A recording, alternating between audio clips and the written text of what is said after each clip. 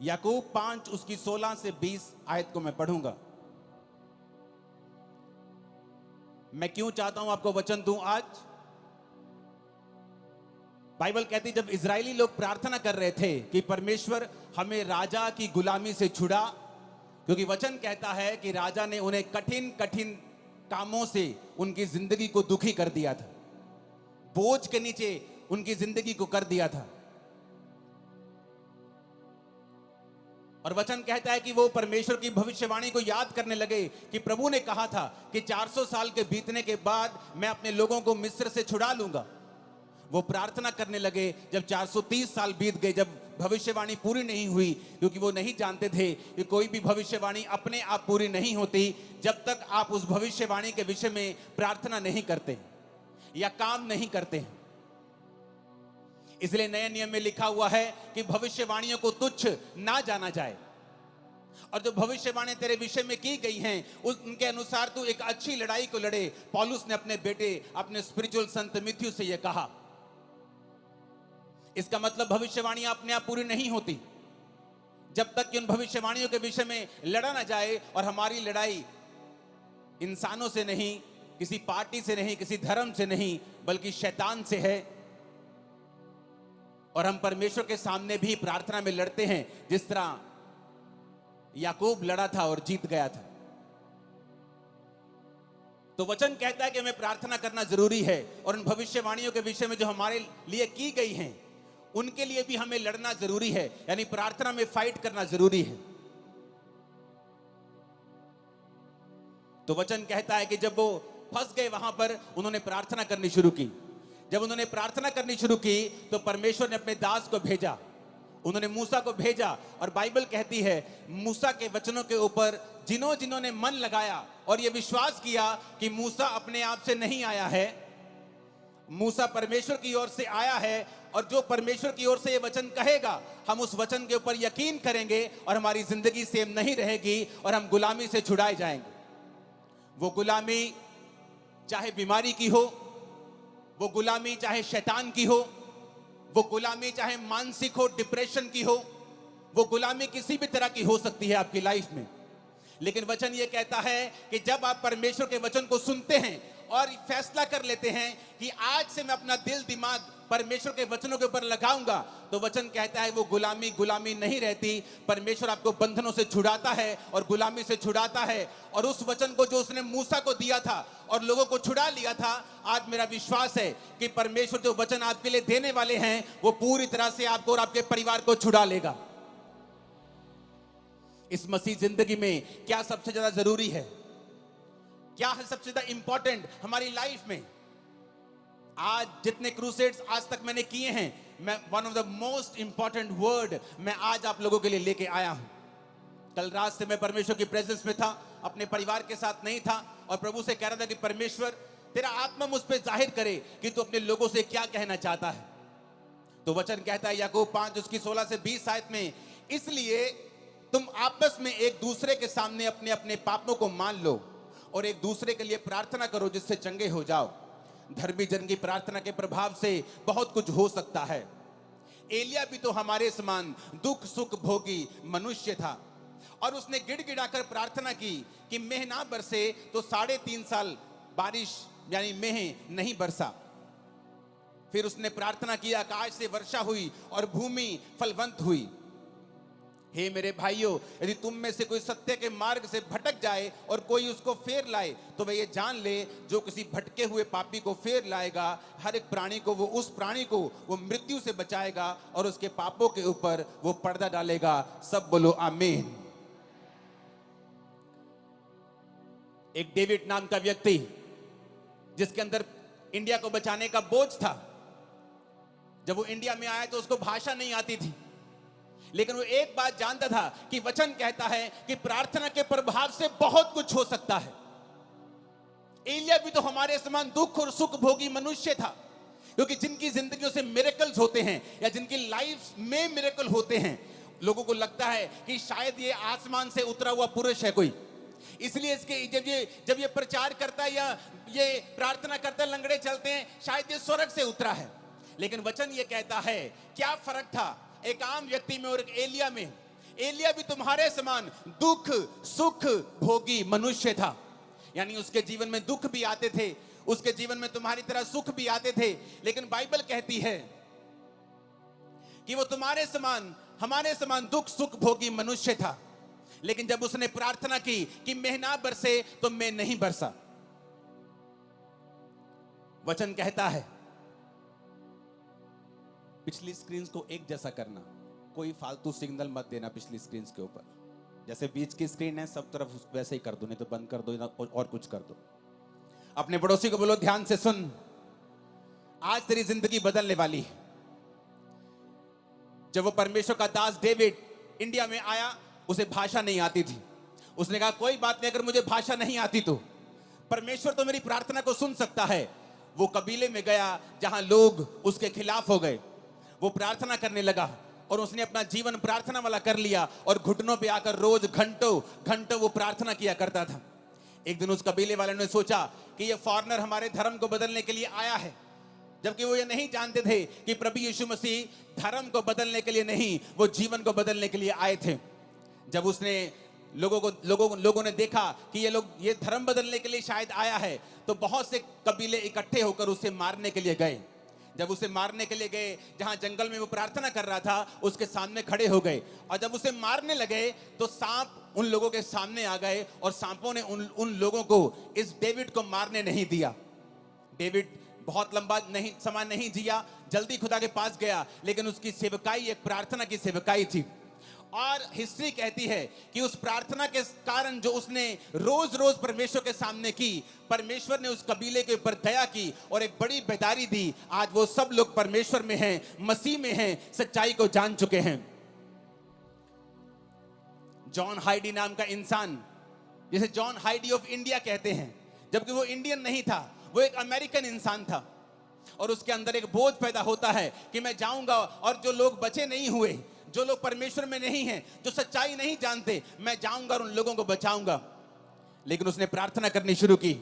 रोज वो 14-14 घंटे वो प्रार्थना करता था। इतनी वो प्रार्थना करता था कि एक दिन जब वो बीमार हो गया, डॉक्टर के पास उसे लेके गए तो डॉक्टर ने बताया कि आप एक जगह जैसे झुक के जब प्रार्थना करते हैं, आपने इतनी लंबी लंबी प्रार्थनाएं की हैं कि आपका हार्ट जो है वो शिफ्ट हो चुका है और अपनी जगह से थोड़ा दूर जा चुका है, इसलिए आप बीमार हैं। आपके हार्ट की थोड़ी पोजीशन जो है वो चेंज हुई है, आपकी बॉडी में इतने बदलाव हुए हैं। लेकिन डॉक्टरों के कहने के बावजूद भी वो प्रार्थना करता रहा, रोज प्रार्थना करता रहा, अपने घुटनों के ऊपर प्रार्थना करता रहा। और एक समय ऐसा आया कि परमेश्वर ने जिस इलाके में उसको भेजा था, उस इलाके में एक बेदारी शुरू हुई। लाखों लाखों करोड़ों लोग परमेश्वर में आने शुरू हुए। जब आज आप उन इलाकों में जाकर देखेंगे तो 100%, 90% लोग मसीह में आ चुके हैं और परमेश्वर को ग्रहण कर चुके हैं। कारण क्या? एक व्यक्ति ने बाइबल के वचनों को समझा। उसने समझा कि एलिया भी हमारे समान दुख और सुख भोगी मनुष्य था, लेकिन उसने फैसला किया कि मैं प्रार्थना करूंगा। एलिया कहां नजर आता है? एलिया कहीं नजर नहीं आता बाइबल में एकदम से आपको। वो कहीं ऐसा नहीं है कि बाइबल में जब पहला राजा की पुस्तक शुरू होती है, दाऊद का जिक्र होता है, दाऊद के बाद पहले शाऊल राजा बनता है, उसके बाद दाऊद राजा बनता है, फिर सुलेमान राजा बनता है, सुलेमान के बाद उसके बेटे राजा बनते हैं, उसके पोते पड़पोते राजा बनते हैं, परमेश्वर में खड़े नहीं रहते, वो गिर जाते हैं, तब तक भी एलिया का जिक्र नहीं आता। लेकिन जब बाइबल कहती है पहला राजा 17 में जब एलिया का जिक्र आता है, पहला राजाओं 17 उसकी 1 से 6, तिशबी एलिया जो गिलाद के परदेशियों में से था, उसने अहाब से कहा। अहाब भी इजराइल का राजा था जिसने इजाबेल से शादी कर ली थी और वो सब कुछ परमेश्वर के वचन के विरोध में कर रहा था और परमेश्वर उससे खुश नहीं था। वचन कहता है कि एलिया एकदम से पहला राजा उस 17 में प्रकट होता है। उससे पहले एलिया की कोई जानकारी नहीं थी। एलिया कोई वीआईपी इंसान नहीं था। एलिया कोई राजाओं के खानदान से नहीं था। एलिया किसी प्रॉफिट्स के खानदान से नहीं था। लेकिन एकदम से वो प्रकट होता है और ये कहते हैं तिशबी एलिया। जैसे हम बोलते हैं वो पहाड़ी आदमी, वो पंजाबी आदमी, वो हरियाणवी आदमी, वो यूपी का भाई, वो बिहारी आदमी, उसी तरह कहते हैं तिशबी एलिया एकदम से प्रकट होता है। इजराइल के परमेश्वर के नाम में शपथ खाकर वो राजा के सामने जाके बोलता है कि राजा मेरे कहे बिना ना तो बारिश आएगी ना तो ओस पड़ेगी। लेकिन उससे पहले वो एक बात और कहता है एक आयत में तिशबी एलिया जो गिलाद के परदेशियों में से था, उसने अहाब से कहा, इज़राइल का परमेश्वर यहोवा जिसके सम्मुख में उपस्थित रहता हूं। एलिया कहता, मैं आया हूं राजा, उस परमेश्वर के सामने जिसके सामने मैं उपस्थित रहता हूं। ऐसा जन जिसके कहने से आसमान बारिश देना बंद कर गया 3.5 साल। एक ऐसा पुरुष जिसने प्रार्थना की और आसमान खुल गया फिर 3.5 साल बाद।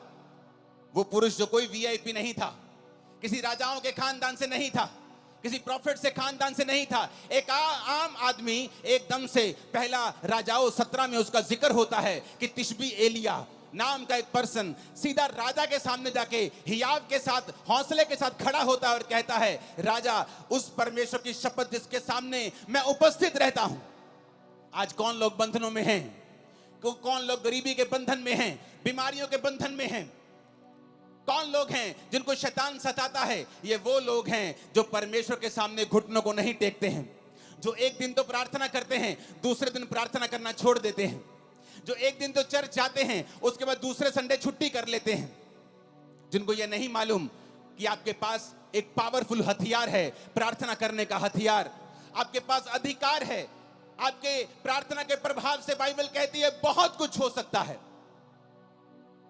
लेकिन आज शैतान ने विश्वासियों को भटका दिया है। आपका फोन आपकी प्रार्थना का स्थान ले चुका है। आपका व्हाट्सएप, आपकी फेसबुक और इंस्टाग्राम आपकी प्रार्थना का स्थान ले चुका है। जब भी आप प्रार्थना करने के लिए बैठते हैं, आपको काम याद आता है, आपको व्हाट्सएप याद आता है, आपकी मम्मी आपको कॉल करने लगती है, आपकी बेटी आपको तंग करने लगती है, क्योंकि शैतान नहीं चाहता आप प्रार्थना करें। तिशबी एलिया, बाइबल कहती है, एक आम इंसान था। आप सोचते हैं मैं एक आम इंसान हूं, मैं कैसे अपनी जिंदगी को बदल सकता हूं? मेरा परदादा भी गरीब था, मेरा दादा भी गरीब था, मेरा बाप भी दिहाड़ी करता था, मैं भी गरीब हूं, तो परमेश्वर मुझे कैसे, हमारे परिवार में इतने सालों से चल रहा, कैसे बदल सकता है? लेकिन वचन कहता है एलिया भी तुम्हारे समान दुख और सुख भोगी मनुष्य था, लेकिन जब उसने प्रार्थना की बेना बरसे तो मैं नहीं बरसा, जब उसने प्रार्थना की मैं बरसे तो मैं बरसा। ऊंची आवाज में बोलो हालेलुया। हम प्रार्थना के महत्व को समझते हैं। एक पास्टर प्रार्थना कर रहा था और काम कर रहा था। बहुत साल उसने सेवा की, लेकिन इतने रूहें नहीं बचा पाया। उसको आंखों का रोग हो गया। जब आंखों का रोग हो गया, उसने कहा अब तो मैं सेवा नहीं कर सकता, लेकिन मैं प्रार्थना करूंगा। और उसने प्रार्थना करनी शुरू कर दी। जब उसने प्रार्थना करनी शुरू की, परमेश्वर ने एक पास्टर, 2 पास्टर भाई थे, उनके दिल में डाला कि वो जाएं और उस जगह के ऊपर प्रचार करें। और हिस्ट्री बताती है कि जब उसने प्रार्थना की तो रिवाइवल शुरू हुआ। वो 16-16 घंटे, 14-14 घंटे रोज प्रार्थना करता था। और उस जगह पे जब रिवाइवल आया तो 1 लाख लोग रोज यीशु मसीह को अपना जीवन देने लगे और पूरा इलाका परमेश्वर में आ गया। कारण प्रार्थना। कारण ये नहीं था कि वो दुनिया के बेस्ट बाइबल स्कूल में पढ़े थे या वो दुनिया के सबसे ऊंची यूनिवर्सिटी में पढ़े थे। उन्होंने बाइबल के वचन को समझ लिया था कि जब तू प्रार्थना करेगा मैं रास्तों को खोलूंगा, मांगो तो दिया जाएगा। उन्होंने समझ लिया था कि अगर मेरी जिंदगी में जो कुछ नहीं है, इसका कारण यह है कि हमने प्रार्थना नहीं की। जॉन हैडी, जिसकी वजह से पूरे का पूरा इलाका, पूरे की पूरी स्टेट्स परमेश्वर में है, वो कहता था आज प्रार्थना करने वाले लोग बहुत कम हैं और रोने वाले प्रार्थना में उससे भी कम हैं और आहें भरने वाले प्रार्थना में तो है ही नहीं है। क्योंकि आज हम पवित्र आत्मा को समय नहीं देते कि वो आए और हमारे अंदर से हमको इस्तेमाल करे। आज प्रार्थना का जीवन नहीं है, इसलिए शैतान ये बात जानता है। वो बात जानता है, इसीलिए वो आपकी लाइफ में काम करता है। लेकिन वचन ये कहता है अगर आप इस प्रार्थना की पावर को समझ जाएंगे, अगर आप समझ जाएंगे आपके पास एक अधिकार है और आप परमेश्वर से प्रार्थना कर सकते हैं, जब तक वो उत्तर ना दे तब तक प्रार्थना कर सकते हैं, आपकी लाइफ कभी भी सेम नहीं रहेगी। मेरी लाइफ में मसीह में आने के कितने साल बाद भी जब मेरी लाइफ में चंगाई नहीं थी और मैं सेवकाई में आ चुका था, तो पवित्र आत्मा मुझे एक ही बात बोलता था कि तुझे पवित्रताई में रहना है, क्योंकि पवित्रताई में रहने से तो अपनी जिंदगी का बड़े से बड़ा अटैक खत्म कर सकता है।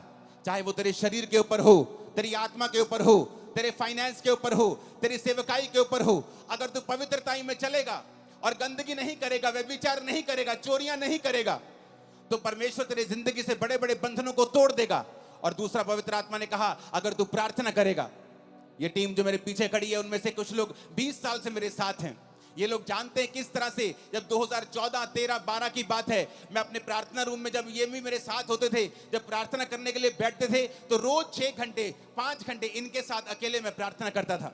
इनके बाद उठ के फिर मैं अपने रूम में प्रार्थना करता था, उसके बाद रात को प्रार्थना करता था। मेरा सारा दिन प्रार्थना में बीतता था और मैं खुद नहीं जानता था कि मैं इतनी प्रार्थना कर रहा हूं, क्या परमेश्वर मुझे उत्तर देगा? लेकिन वचन कहता है उसमें की गई मेहनत कभी व्यर्थ नहीं जाती। वो आपकी प्रार्थनाओं को सुनता है। जो प्रार्थना आपने 10 साल पहले भी की हैं, प्रभु उनको भी सुनता है। और वचन कहता है कि वो अपने खोजने वालों को प्रतिफल देता है। यानी कि जब आप प्रार्थना करते रहते हैं और उसके साथ परमेश्वर को खोजना नहीं छोड़ते, आप चर्च नहीं छोड़ते, आप फास्टिंग नहीं छोड़ते, बाइबल पढ़ना नहीं छोड़ते, आप संगति नहीं छोड़ते, तो परमेश्वर सारी प्रार्थनाओं का उत्तर देता है। मेरे जीवन में भी ऐसा ही हुआ। जो मेहनत मैं करता गया, जो प्रार्थना मैं करता गया, एक समय आया मसीह में आने के 10 साल बाद परमेश्वर सारी प्रार्थनाओं का उत्तर देने लगा और आज मेरे जीवन में सारी प्रार्थना के उत्तर आ चुके हैं। लेकिन आज भी थोड़े दिन पहले की बात है, जब मैं अपने प्रार्थना के रूम में गया, मैं आपको ये टेस्टिमनी दूंगा, उससे पहले एक वचन हम और पढ़ेंगे। प्रेरितों के काम 3 उसकी 1 से 8 आयत में लिखा है, पतरस और यूहन्ना तीसरे पहर प्रार्थना के समय चर्च में जा रहे थे और लोग एक जन्म के लंगड़े को ला रहे थे, जिसको वो प्रतिदिन मंदिर के उस द्वार पर जो सुंदर कहलाता है बैठा देते थे कि वो चर्च में आने वाले उसे भीख मांगे। उस भिखारी ने पतरस और यूहन्ना को चर्च में जाते देखा और उससे भीख मांगी। पतरस ने यूहन्ना के साथ उसकी ओर ध्यान से देखकर कहा, हमारी ओर देख। और वह कुछ पाने की आशा से उनकी ओर ताकने लगा। तो पतरस ने कहा, चांदी और सोना तो मेरे पास नहीं है, परंतु जो मेरे पास है वह तुम्हें देता हूं। यीशु मसीह नासरी के नाम से चल फिर। उसने दाहिना हाथ पकड़कर उसे उठाया। उसके पांव और टखनों में तुरंत बल आया। वो उछलकर खड़ा हो गया, चलने फिरने लगा, चलता कूदता प्रभु की स्तुति करता हुआ उस चर्च में गया।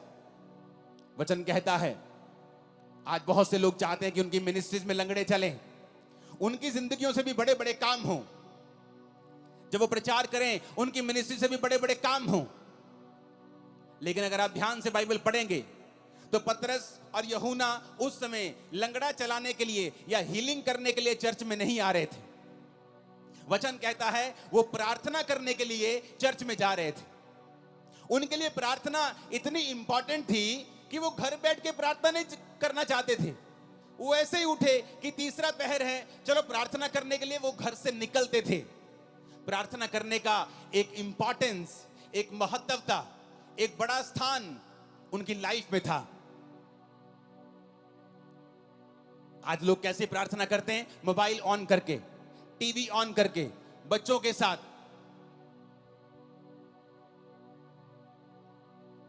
कुकर के ऊपर दाल चढ़ा के, राजमा चढ़ा के, और साथ साथ में देखते भी रहेंगे कितनी सीटी हो गई। जैसी आपकी प्रार्थना है फिर वैसा ही रिजल्ट है। टूटी हुई प्रार्थना, बिना फोकस की प्रार्थना और टूटी हुई जिंदगी और टूटा हुआ रिजल्ट, चाहे वो सेवकाई में हो चाहे वो लाइफ में हो। इधर वो जा रहे हैं, कहां? चलो आओ चर्च में चले, तीसरे में प्रार्थना करने के लिए। कहां है? चलो 5 किलोमीटर, चलो चलते हैं चर्च में प्रार्थना करने के लिए। अरे क्या प्रार्थना करने के लिए इतनी दूर जाना? चलो किसी कमरे में बैठ के थोड़ा सा कर लेते हैं प्रार्थना।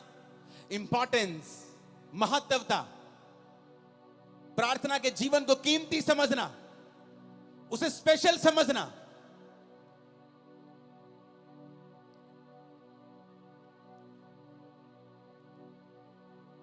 अफ्रीका के जाके हिस्ट्री देखो, जिन पास्टर्स ने उन्हें बदला है वो अपनी जिंदगी में 90-92% अपना पैसा परमेश्वर को देते, सिर्फ 8% रखते थे अपने पास।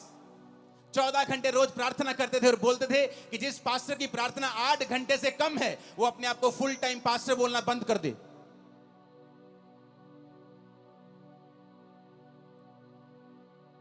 और बोलते थे कि जब हम प्रार्थना नहीं करते थे, जोर जोर से बोलते थे, लोग समझते नहीं थे। जब हम प्रार्थना करके जाते थे तो हम जो भी बोलते थे लोगों के हृदय में जाता था और लोग चेंज होते थे।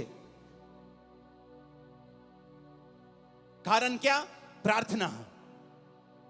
पतरस और यूहन्ना प्रार्थना करने के लिए जा रहे हैं, कोई लंगड़ा चलाने के लिए नहीं जा रहे। हीलिंग करने के लिए नहीं जा रहे, प्रार्थना करने के लिए जा रहे हैं। और रास्ते में लंगड़ा मिलता है, उनकी ओर देखता है और पैसे की आशा से, कुछ पाने की आशा से देखता है। वो कहता है भाई साहब पैसा तो मेरे पास नहीं है, हाँ चर्च का पड़ा होगा बहुत, लेकिन मेरे पास तो अपना नहीं है पर्सनल, मैं तुझे पैसा तो नहीं दे सकता, लेकिन वो दे सकता हूं जो तुझे सबसे अधिक चाहिए। यीशु मसीह नासरी के नाम से उठ और चल फिर।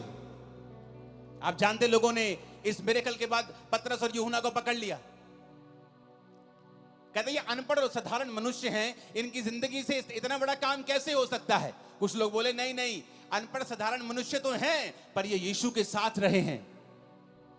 यीशु ने उन्हें 3.5 साल प्रार्थना करना सिखाया है, परमेश्वर के संग चलना सिखाया है। और वचन कहता है कि जब वो प्रार्थना करने के लिए चर्च में जा रहे थे तो रास्ते में लंगड़ा चलाया गया। इतना बड़ा मिरेकल हुआ कि पूरा स्थान चेंज हो गया। यरूशलेम में परमेश्वर के नाम का डंका बजने लगा।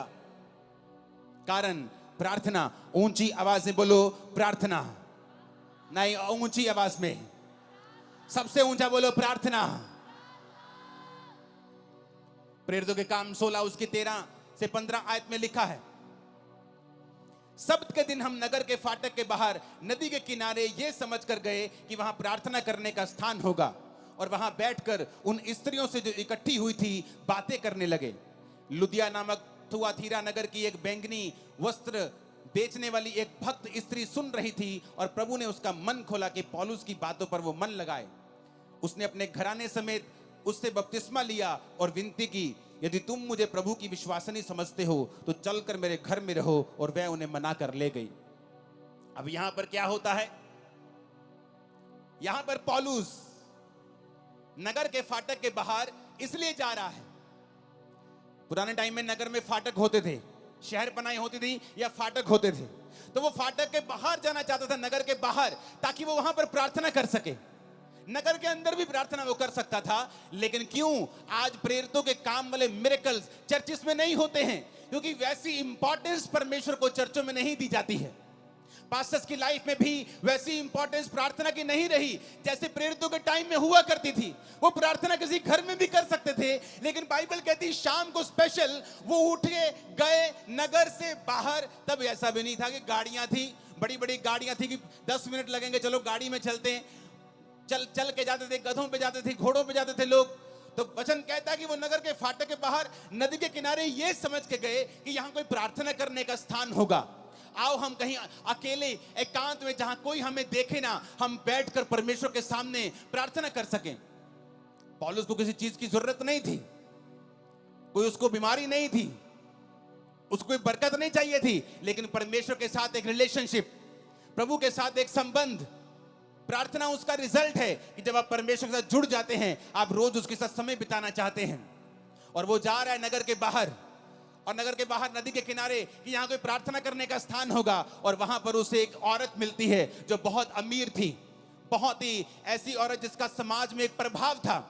और वो परमेश्वर के वचन जब वो बातें करने लगता है, ये समझ गया कि यहाँ कोई नहीं होगा, लेकिन वहां पे बहुत सी औरतें होती हैं। तो पौलुस प्रचार करने लगता है और वो औरत भी ध्यान से सुनने लगती है। और जैसे जैसे वो सुनने लगती है, परमेश्वर का आत्मा उसे छूता है, और जब उसको छूता है उसका घराना और वो बपतिस्मा लेने लगते हैं, और बपतिस्मा लेके पौलुस को अपने घर ले जाते हैं। हमें क्या शिक्षा मिलती है यहां से? कि पौलुस भी प्रचार करने के लिए वहां नहीं गया, पौलुस भी प्रार्थना करने के लिए वहां जा रहा था। लेकिन जब वो प्रार्थना करने के लिए वहां जा रहा था तो वहां उसे प्रचार करने का मौका मिला। पतरस भी प्रार्थना करने के लिए चर्च में जा रहा था, लेकिन वहां उसे चंगाई करने का मौका मिला। तो हम क्या देखते हैं?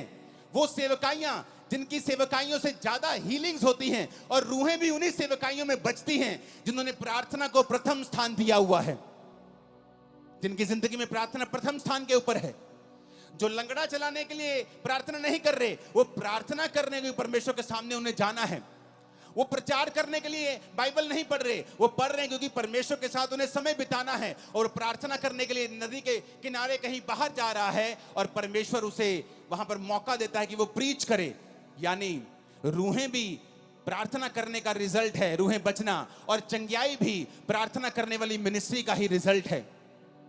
आज हम भूल चुके हैं एज ए बिलीवर हमारा पहला काम है परमेश्वर के सामने रोज जाना और प्रार्थना करना, क्योंकि शैतान कुछ भी करेगा आपकी प्रार्थना के जीवन को वो खत्म करने की कोशिश करेगा। क्योंकि जिस दिन आपकी प्रार्थना लग गई, प्रार्थना में ब्रेक लग गई, उस दिन जीसस से आपकी ब्रेक लग गई। A break in prayer, a break in Jesus. प्रार्थना में ब्रेक का मतलब है जीसस से ब्रेक लग जाना। शैतान ये बात को जानता है। बाइबल पढ़ के देख लो, जहां जहां प्रार्थना हुई वहां वहां परमेश्वर ने बहुत सी चीजों को बदला है। जिन्होंने प्रार्थना नहीं की वो विष मांगते रह गए हैं। आपका परमेश्वर परमेश्वर है, वो जीनी नहीं है कि आप उस रगड़ेंगे और वो निकलेगा और आप कहेंगे मुझे ये चाहिए।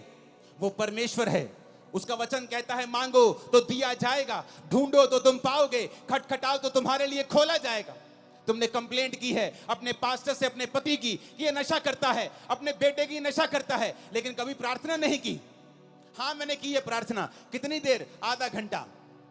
एक बार की? अच्छा रोज की? हाँ मैंने 2 महीने की। उसके बाद मैंने प्रार्थना करनी बंद कर दी। मैं चर्च में भी कम जाती हूँ, कभी कभी जाती हूँ बड़ी मीटिंग में, लेकिन मैं पास्टर को रोज फोन करके तंग करती हूँ कि मेरे लिए, मेरे बेटे के लिए प्रार्थना करना। वचन कहता हर एक व्यक्ति अपना बोझ स्वयं उठाएगा। आपका पास्टर आपको वचन देगा, हाँ वो आपके बेटे के लिए प्रार्थना भी करेगा, लेकिन परमेश्वर ने आपकी ड्यूटी लगाई है, तू बच, तेरा घराना बचाया जाएगा। तू कैसे बचेगा, तू कैसे बचेगी अगर तेरी प्रार्थना जीरो है तो? एक आदमी को परमेश्वर ने कहा मैं तुझे इस्तेमाल करूंगा, इस जगह पे, इस नगर में, इस देश में तुझे इस्तेमाल करूंगा। वो चला गया। पवित्र आत्मा ने कहा प्रार्थना करनी पड़ेगी। प्रार्थना करता रोज, क्योंकि उसको चर्च से पैसा नहीं लेना था, तो वो शाम तक काम करता था, शाम के बाद आता था और प्रार्थना करता था। जब कुछ साल रिजल्ट नहीं आया तो उसने फैसला किया कि अब मैं काम नहीं करूंगा, अब मैं सिर्फ प्रार्थना करूंगा। तो परमेश्वर ने उसका कुछ इंतजाम किया, कुछ रिटायरमेंट का इंतजाम किया, पैसों का इंतजाम किया कि वो 24 घंटे प्रार्थना कर सके, और वो लगातार उस देश के लिए प्रार्थना करने लगा। 7 साल के बाद जब वो लगातार प्रार्थना करने लगा, उस देश में एक लॉ पास हो गया, सारे वेश्या के अड्डे, सारी दारू की दुकानें बंद हो गईं, और देश के 99% लोगों ने परमेश्वर को ग्रहण कर लिया। उसकी इंटरव्यू हुई, लोग उसके पास आके पूछने लगे क्या किया आपने, आपने ऐसा क्या किया कि ये सारे लोग परमेश्वर में आ गए? उसने कहा आओ मैं तुम्हें दिखाता हूं। वो अपने प्रार्थना के कमरे में उन्हें ले गया, और लकड़ी का कालीन था, सॉलिड लकड़ी का, और उसमें घुटनों के निशान पड़े हुए थे। उसने कहा ये मेरा मूल्य है परमेश्वर के सामने, जो मैंने इन लोगों के लिए प्रार्थना की है, और परमेश्वर ने मेरी प्रार्थना को सुना है। आप अकेला प्रचार करेंगे बिना प्रार्थना के, बिना प्रभु की हुजूरी के, लोगों के हृदय कभी छिदेंगे नहीं।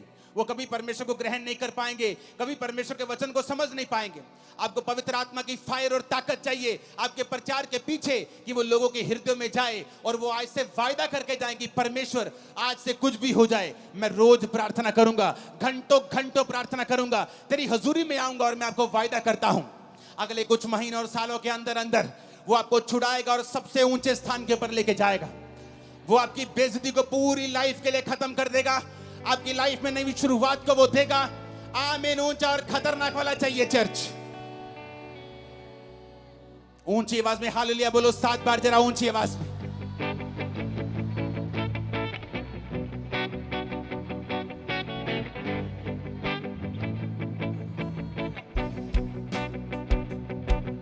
Hallelujah, hallelujah. अगर आप प्रार्थना नहीं करेंगे, हन्ना अपने पति से लड़ती थी रोज, मेरे बेटा क्यों नहीं, मेरे बच्चा क्यों नहीं है। वो कहता मैं क्या परमेश्वर हूं, मैं क्या खुदा हूं, मेरी दूसरी पत्नी के है, अगर तेरे नहीं, तब 1 से ज्यादा शादियां होती थी पुराने नियम में। उसने कहा अगर तेरे नहीं है तो मैं क्या कर सकता हूं, क्या मैं परमेश्वर हूं? अगर परमेश्वर ने तेरी कोख को बंद कर दिया है तो मैं क्या कर सकता हूं। उसका रोना उसको बच्चा नहीं दिला पाया। रोज रोती थी, बच्चा नहीं हुआ।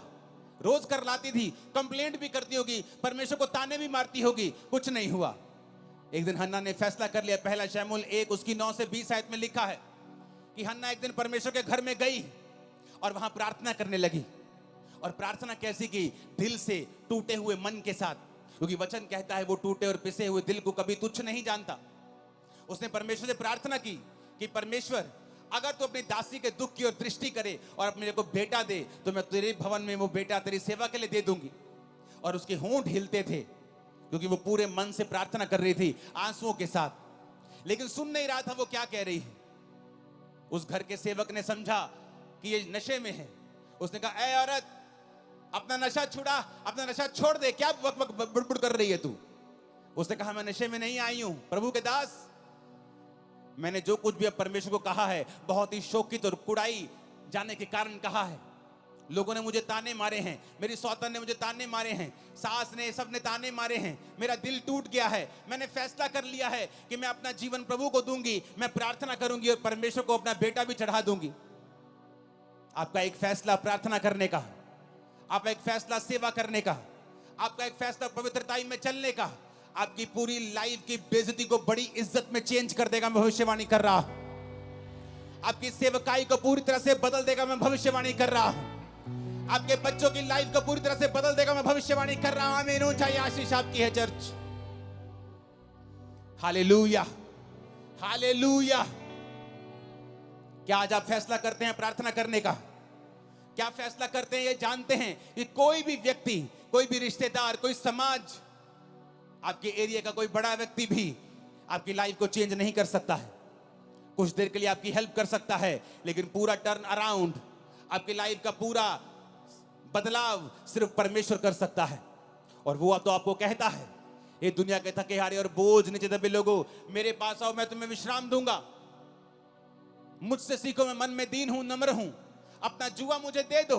तुम्हारा जुआ भारी है, तुम्हारा बोझ भारी है, तुम्हारी बीमारियों का बोझ तुम नहीं उठा पाओगे, डिप्रेशन का बोझ तुम नहीं उठा पाओगे। मेरा बोझ ले लो। उसका बोझ क्या है? प्रार्थना करना उसका बोझ है, रूहों को बचाना उसका बोझ है, परमेश्वर के वचन के अनुसार चलना उसका बोझ है। उसने कहा, तुम मेरे अनुसार चलो तो तुम अपने मन में विश्राम पाओगे। वो विश्राम जो बड़े बड़े खरबपतियों को दिल में नहीं है।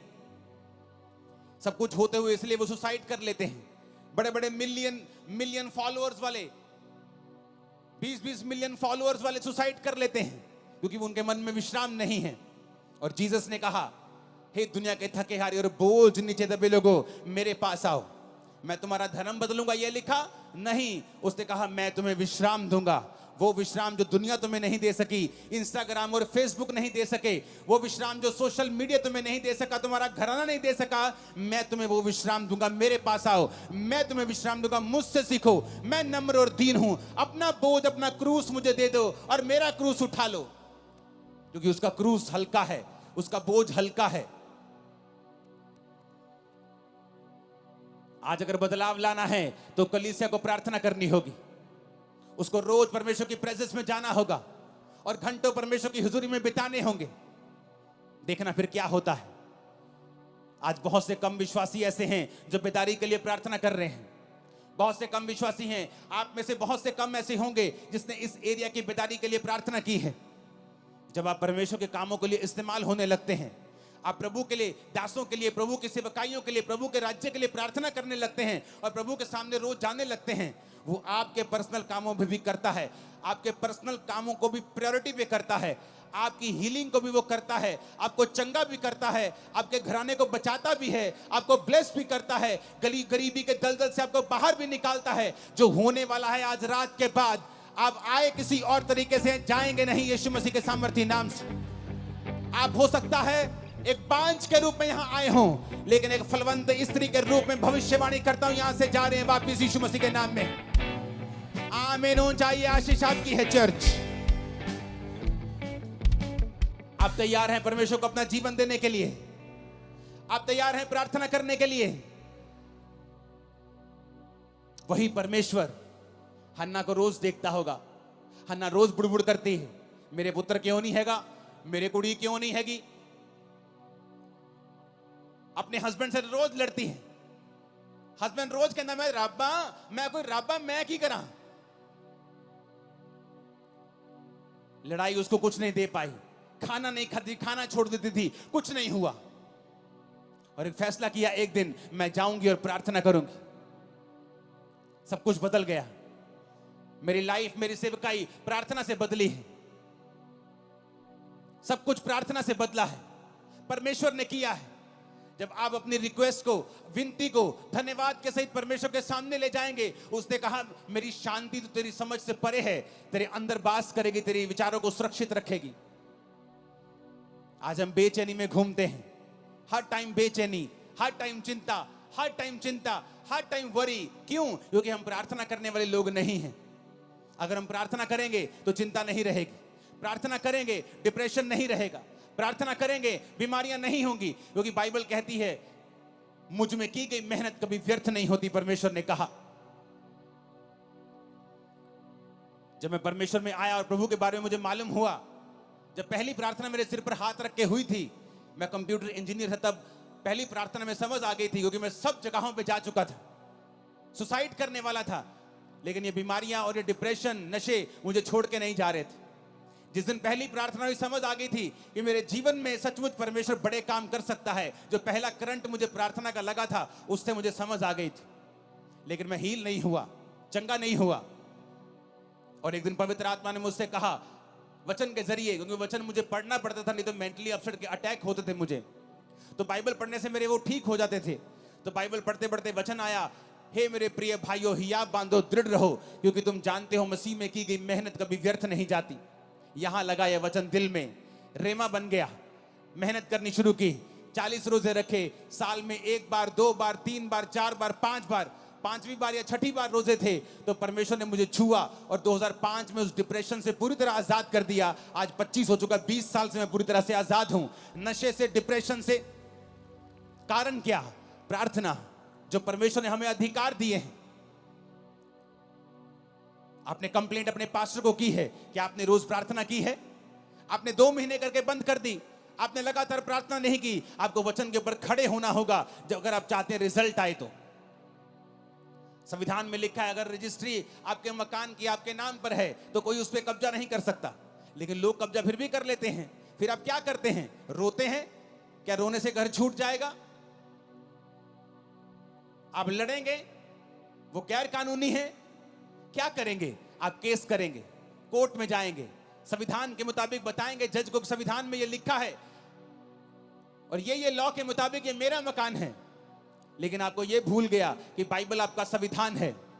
शैतान ने आपकी सेहतों के ऊपर कब्जा किया हुआ है, आपके बच्चों को नशों में लगाया हुआ है, उसने आपके घराने पे, आपके फाइनेंस पे कब्जा किया हुआ है। आप सिर्फ रोते हैं, रोने से कुछ नहीं होगा। कंप्लेंट करते हैं, उससे भी कुछ नहीं होगा। आपको परमेश्वर के सामने जाना होगा, घुटने टेकने होंगे, हाथों को उठाना होगा, स्वर के परमेश्वर की ओर दुहाई देनी होगी और वो खोल देगा आसमान। मैं आपको फिर कह रहा हूं, वो आसमान खोल देगा और आपको उसी ऊंचाई पर लेके जाएगा जिसके लिए आपको उसने पैदा किया है। लेकिन हमें फैसला करना होगा कि हमारा सोता परमेश्वर है या नहीं। क्योंकि आपने कंप्लेंट भी करके देख ली, आपने रो लिया, अपने बच्चों से लड़ लिया, अपने हस्बैंड से लड़ लिया, अपनी वाइफ से लड़ लिया, अपने भाई से लड़ लिया, लड़के भी कुछ नहीं हुआ, रो लिया, करला लिया, कलेश डाल लिया, कुछ नहीं हुआ। परमेश्वर तुम्हें सिखाता है ना बल से, ना शक्ति से, बल्कि उसकी आत्मा के द्वारा कि मेरे बेटे, मेरी बेटी, तुझे मेरे पास आना होगा। सेवकाई को चेंज करना है, मेरे पास आना होगा। जो लोग आपकी बात नहीं सुनते। 2011 में मैं बड़ा फ्रस्ट्रेट था। मिनिस्ट्री 7000 क्रॉस कर चुकी थी, 7000 की चर्च क्रॉस कर चुकी थी, लेकिन मैं बड़ा फ्रस्ट्रेट था क्योंकि मैं जैसा चाहता था वैसा काम नहीं होता था, टीम वैसा बिहेव नहीं करती थी। और मैं फ्रस्ट्रेट हुआ और मैं चला गया प्रार्थना में, देश को छोड़ दिया और 21 दिन के लिए प्रार्थना में चला गया। वो 21 दिन मैं अनमैरिड था, अपनी फैमिली से वैसे भी बहुत मैं कम बात करता था। मेरी मदर थी शायद, जो सेव हो चुके थे शायद 2011 में, वो भी नहीं हुए थे या एकदम से ताजे ताजे सेव हुए थे। कोई फैमिली मेंबर मुझसे बात नहीं करता था। बस 21 दिन सिर्फ प्रार्थना की। अपने होटल के कमरे में रहता था और जब प्रार्थना से उठता था तो मुझे मालूम नहीं होता था कि दोपहर का समय है कि रात का समय है कि सुबह है। मोबाइल छोटे होते थे, छोटा मोबाइल दिखता कि कितना समय हो गया। फिर सोता था, फिर उठता था, प्रार्थना प्रार्थना। 21 दिन मैंने प्रार्थना की। जब मैं वापस आया, मेरी सेवकाई पूरी तरह से बदल गई। लोग मेरी बात सुनने लगे, टीम्स मेरी बात सुनने लगी। मेरे मन मुताबिक जो खुदा ने मुझसे चाहा था वैसा मेरी मिनिस्ट्री में काम होने लगा, क्योंकि परमेश्वर ने मुझे दिखाया कि तेरे प्रचार से भी कुछ नहीं होगा, तेरे चाहने से भी कुछ नहीं होगा, तेरे डेडिकेशन से भी कुछ नहीं होगा। जब तक तुम मेरे सामने घुटने नहीं टेकेगा, मेरे सामने नहीं आएगा। वो 21 दिन थे जब परमेश्वर ने मुझे सिखाया कि चाहे तेरी सेवकाई में 500 लोग हों या आने वाले समय के 5 लाख हों, तुझे रोज मेरी प्रेजेंस में बने रहना है, मेरी हजूरी में बने रहना है। तब समझ आई और उसके बाद मैं रोज अपने आप को प्रार्थना में देने लगा, अपनी लाइफ में प्रार्थना को प्रथम स्थान दिया। आज चाहे मैं शादीशुदा हूं, मेरे बच्चे हैं, मेरी फैमिली है, बड़ी सेवकाई चर्च है, सैकड़ों ब्रांचेस हैं, लेकिन मेरी प्रार्थना का समय बढ़ा हुआ है, आगे से भी ज्यादा है मेरी प्रेयर का समय, क्योंकि मैं सीक्रेट जानता हूं, मैं ये भेद जानता हूं कि भेद है खुदा के साथ रहना, भेद है प्रार्थना करना, भेद है तुम दुख और सुख भोगी मनुष्य हो। एलिया कोई स्वर्गदूत नहीं था राजा के सामने जाके बोलना कि राजा मेरी जिम्मेवारी से बोलता हूं, तेरे देश में बारिश नहीं आएगी, यानी तेरा देश भूखा मरेगा। आज तो जमीन के नीचे से पानी निकाल लेते हो समरसिबल से, तब ऐसा नहीं होता था, कुएं खोदने पड़ते, निकले पानी ना निकले उस इलाके में जहां वो रहता था। उसने जिम्मेवारी ली। दिलेरी कहां से आई? प्रार्थना से। बाल के नबियों को मार दिया, बड़े बड़े काम किए। फिर इजाबेल ने कहा एलिया आज तेरा सिर मैं धड़ से अलग कर दूंगी। एलिया भागा, एलिया भागा। उसका भागना, उसका डरपोकपन इस बात का सबूत था कि एलिया भी एक मनुष्य ही था। उसकी पहली दलेरी इसलिए थी कि वो रोज प्रार्थना में समय बिताता था। उसके बाद जब इंसान विक्ट्री देखता है, जीत देखता है, इंजॉय करने लगता है, प्रार्थना भूल जाता है, तो शैतान फिर से उसे डराने लगता है, वो फिर से भागता है और खुदा से कहता है खुदा मुझे मार दे, मैं अपने वंशों से अच्छा नहीं हूं। परमेश्वर से रोटी देता है और पानी देता है, बोलता है खा, तुझे बहुत काम करने हैं। यानी एलिया भी स्वर्गदूत नहीं था, नहीं तो वो भागता थोड़ी उस राजा से डरा नहीं, राजा की वाइफ से डर गया वो। प्रार्थना, प्रेयर्स। जब बड़े बड़े क्रूसेड्स होते हैं, लाखों लोग आते हैं क्रूसेड्स, लोग बोलते हैं अगले दिन आओ एंजॉय करते हैं, चलो आनंद मनाते हैं। हाँ आनंद करो, कोई बात नहीं, लेकिन अगली मीटिंग के लिए मुझे फिर खुदा के प्रेजेंस में ही जाना है, क्योंकि पिछले मसे से मैं अगला संडे नहीं चला सकता हूं। मैं अपने सोर्स को समझता हूं, अपने सोते को समझता हूं कि वो परमेश्वर है। जिस दिन आप ये समझ जाएंगे कि सब बातें परमेश्वर की ओर से होंगी। आप पौलुस को पढ़ के देखो, जब वचन कहता है कि उस औरत ने बपतिस्मा लिया, उसके घराने ने बपतिस्मा लिया, उसके बाद पढ़ के देखो क्या हुआ। अगर आप 16 से लेकर 40 आयत तक पढ़ेंगे प्रेरितों के काम की, आपको मालूम होगा उसके बाद पौलुस की जिंदगी में बहुत से रास्ते परमेश्वर ने खोले। बड़ी जगहों के ऊपर वो गया सुसमाचार सुनाने के लिए, और आगे के आगे वो चलता गया। क्यों? उसकी जिंदगी जो थी वो प्रार्थना वाली जिंदगी थी।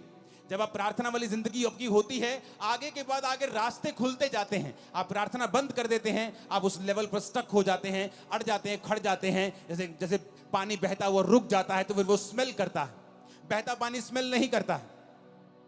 आप पढ़ो पौलुस को, सिर्फ ये मिरेकल नहीं हुआ रूहें बचाने का, आगे भी बहुत से मिरेकल्स उसकी सेवकाई में हुए, क्योंकि वो प्रार्थना करने वाला जन था। उसको मालूम था कि मेरा सोर्स जो है वो परमेश्वर है। ऊंची आवाज में कहो आमीन। आप पढ़ो अपनी बाइबल को, रोज देखो कि कब कब प्रार्थना हुई है और कहां कहां प्रार्थना का रिजल्ट उनकी लाइफ में कैसा आया है। आप फिर समझ जाएंगे दुनिया की बड़ी बड़ी बेदारियां प्रार्थना से शुरू हुई।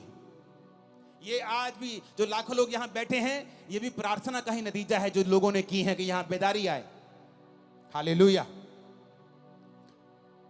अगर आप वहां पे देखेंगे तो उसके बाद 16 आयत से, प्रेरितों के काम 16 उसकी 16 आयत से एक दुष्ट आत्मा को पौलुस निकालता है। जब वो जा रहा था, जो भविष्यवाणी करती थी फेक थी। उसके बाद पौलुस और सिलास को पकड़ लिया जाता है और बंदी गृह में बंद कर देते हैं। वहां भी वो प्रार्थना और धन्यवाद करते हैं। वहां का दरोगा, वहां के लोग जब भूकंप देखते हैं उस जेल में और परमेश्वर छुड़ा लेता है, उनको भी वहां बचाता है। देखो कितने मिरेकल जुड़े हुए हैं इसी घटना के साथ। कैसे हुए? प्रेयर्स के कारण, कि वो जानते हैं अगर हम प्रार्थना करेंगे तो स्वर्ग खुलेगा। प्रभु यीशु मसीह उससे ऊपर तो कोई नहीं है, लेकिन वचन कहता है 12 चेले चुनने से पहले प्रभु यीशु मसीह ने सारी रात प्रार्थना की। अगर वो परमेश्वर है तो फिर प्रार्थना करने की क्या जरूरत है? उस सब मालूम है, लेकिन बाइबल कहती है वो संपूर्ण मनुष्य भी था और संपूर्ण परमेश्वर भी था, इसलिए उसे मनुष्य का पुत्र भी कहा जाता है और परमेश्वर का पुत्र भी कहा जाता है। सारी रात प्रार्थना की। कल आपकी बेटी का रिश्ता होने जा रहा है। आज रात को आप क्या कर रहे हैं? आप टीवी देख रहे हैं। कल आपने बड़े इंपॉर्टेंट काम के लिए जाना है। आज रात आप क्या कर रहे हैं? आप व्हाट्सएप पे हैं, आप इंस्टाग्राम पे रील्स देख रहे हैं। जिसकी तो रील्स देख रहे हैं उसको तो पैसे मिल रहे हैं, जिसको तो यूट्यूब पे आप फॉलो कर रहे हैं उसको तो पैसा मिल रहा है। आपको क्या मिल रहा है? इतने वेले मत बनो कि तुम अपने वैल्यू को, अपने टाइम की वैल्यू को पहचान ना सको।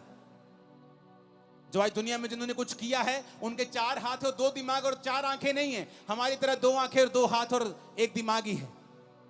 अपने समय का सदुपयोग करो, उसे परमेश्वर में इन्वेस्ट करो, लगाओ उसे परमेश्वर में, और आप अच्छा समय काटने वाले हैं। मैं भविष्यवाणी करके जा रहा हूं, अच्छा समय मुकेरिया चर्च आप काटने वाले हैं। आमीन ऊंचा चाहिए। हालेलुया। पढ़ो बाइबल, देखो क्या हुआ है प्रार्थनाओं के बाद। आप ध्यान से बाइबल पढ़ेंगे, इस स्थिति से पढ़ेंगे कि मैं पढ़ना चाहता हूं, मैं देखना चाहता हूं क्या हुआ है प्रार्थना करने के बाद। कितने बदलाव आए हैं सेवकाइयों में, पर्सनल लाइफ में, मैरिड लाइफ में, बच्चों की जिंदगी में, फाइनेंशियल लाइफ में, सोशल लाइफ में। बहुत से बदलाव आप देखेंगे जिस दिन आप प्रार्थना करने का मन बना लेंगे। मैं करता जी, मैं नहीं करता जी प्रेयर, मेरी वाइफ बहुत करती प्रेयर। और वचन क्या कहता है कि आदमी को लीड करने के लिए चुना गया है।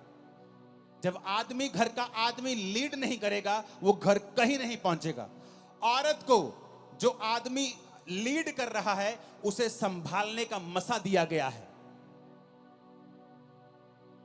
आज अगर इस सेवकाई में सैकड़ों ब्रांचेस हैं, उन्हें संभालने वाला मैं नहीं हूं, मेरी वाइफ है। स्पिरिचुअल सेवकाई करने वाला, प्रोटोकॉल बनाने वाला, दर्शन दिखाने वाला, आगे लेके जाना है, वो मेरा काम है। प्रभु क्या चाहता है, क्या बनाना है, नया क्या करना है, वो मेरा काम है।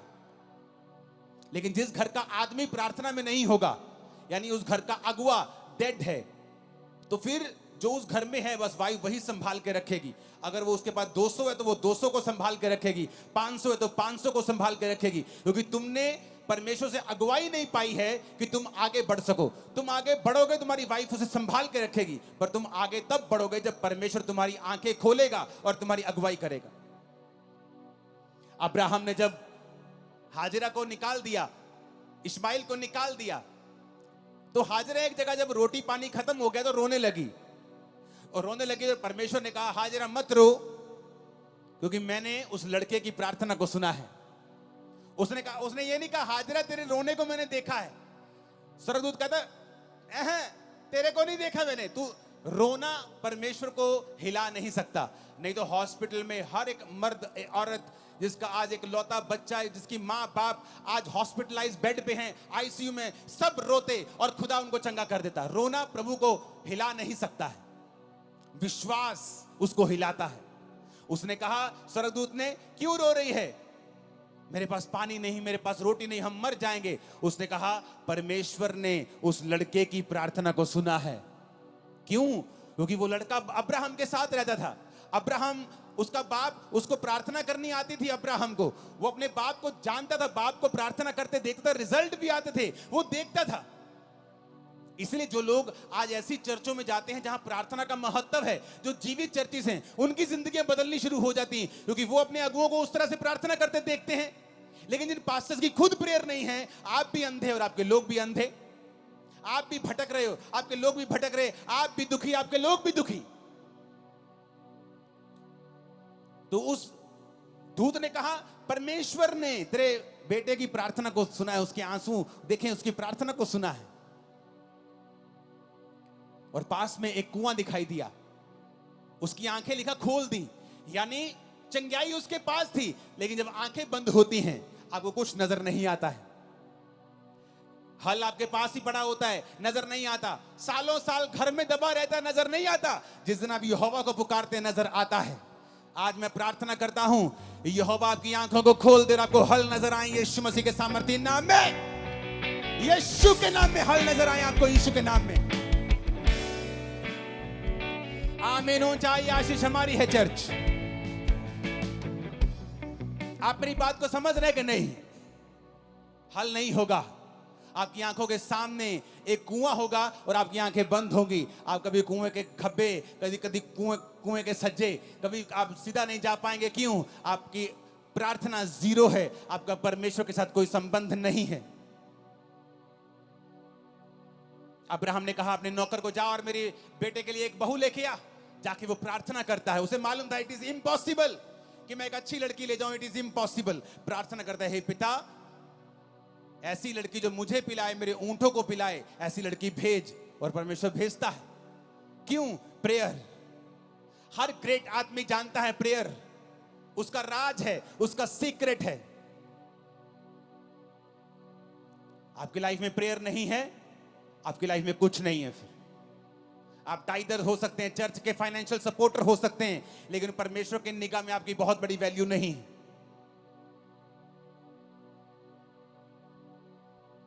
आज से अगर आपका फेसबुक अकाउंट आपको प्रार्थना करने से रोक रहा है, यहीं डिलीट करके जाना, खोल लेना जाके 50 दिन बाद जब प्रार्थना सेट हो जाए। खुदा ने कहा, ऐसा इंसान जो तुम्हें काना करता है, कहता है तू काना होके परमेश्वर के राज में प्रवेश कर लेना। ऐसा ना हो कि 2 आंखें रख के तू नरक में चला जाए। फेसबुक अकाउंट रखने का कोई प्रॉब्लम नहीं, लेकिन अगर वो प्रार्थना खत्म कर रहा है तो डिलीट कर दो और प्रार्थना में चले जाओ। ऐसी हर चीज को खत्म कर दो। काना होके प्रवेश कर लो, लंगड़ा होके प्रवेश कर लो, एक टांग के साथ लंगड़े होके चले जाओ, लेकिन चले जाओ। जो सही है उसे अपना लो। आज लड़ाई है अपनी फैमिली से, बहू से, सास से, माफ कर दो आज, नहीं तो प्रार्थना नहीं कर पाओगे परमेश्वर के सामने। और लेकिन अगर आज आपने इस वचन को सुन के जो खुदा ने मुझे दिया है, मैं अपने आप से नहीं कह रहा हूं, और आपने प्रार्थना करने का, प्रभु के साथ जीने का मन बना लिया, मैं आपको बता रहा हूं, आपकी इज्जत की जाएगी, आप ऊंचे किए जाएंगे, आप चंगे किए जाएंगे, आप आजाद किए जाएंगे, आप ब्लेस किए जाएंगे यीशु मसीह के सामर्थी नाम में। आपकी लाइफ सेम नहीं होगी। आप बड़े देशों में होंगे, बेस्ट जगहों के ऊपर आप होंगे। आपका घराना यीशु मसीह के नाम में आशीषित होगा। आमीन। ऊंचा आशीष हमारी है चर्च। हालेलुया। मुझे टीवी पे देखना पड़ रहा है कितने लोग हैं, ऐसे दिख नहीं रहे आज। आई थिंक ये आज तक की मेरी मुकेरिया की सबसे बड़ी चर्च मीटिंग है।